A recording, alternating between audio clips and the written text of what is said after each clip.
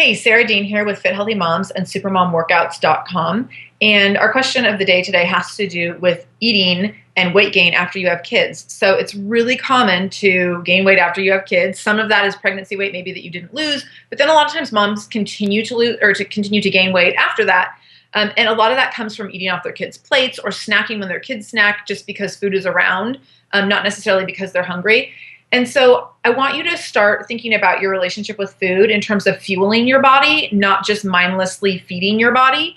There's a big difference with that. And when you start to change that relationship with food, what you'll notice is if you're fueling your body, you're putting things in your body that are really specific to giving you energy, helping you feel good, helping you perform well in your workouts, and those kinds of things, rather than eating food off your kids' plates or snacking on the food that they're snacking on just because it's right in front of your face. And there's a definite mental shift that has to take place with that. Because kids a lot of times do eat different foods. And I know like my son right now is on a really high fat, high calorie diet because he needs to gain weight. I don't need to gain weight. So I don't need to eat the food that he's eating.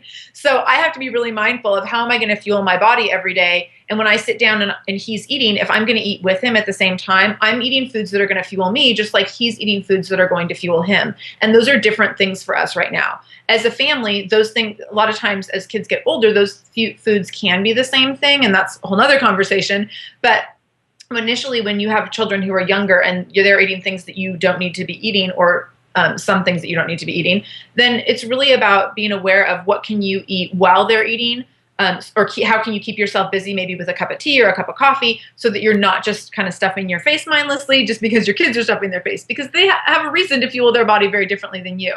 So you want to make that mental shift and be really aware and mindful of how you're fueling your body every day. And if you have questions about how specifically to fuel your body and specific food and snack ideas that would be helpful for you and for your family, I'd highly recommend that you check out our Supermom Workouts, supermomworkouts.com, because that program gives you some great recipes, great ideas for snacking and eating where you can really fuel yourself well all the time without feeling like you're having to sacrifice a lot.